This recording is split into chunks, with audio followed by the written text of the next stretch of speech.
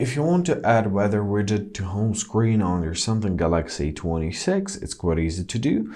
So first of all, locate any free space onto your home screen, hold your finger here and choose widgets right here at the bottom. Now scroll down right to your weather.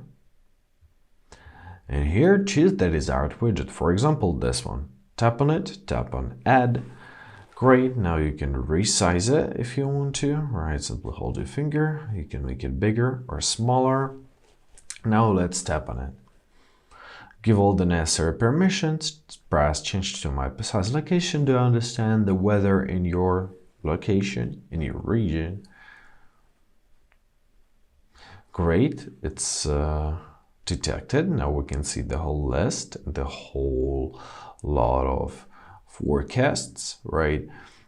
However, if you're gonna hold our finger on our widget and press on settings, we will be able to change the location to choose daily forecast or hourly forecast, to choose the background, whether we want to have it or not, whether to match the font settings or not, and simply press done when you are satisfied. And that's it. I hope this video was helpful. Thank you so much for watching. Have a great day and please consider subscribing to our channel.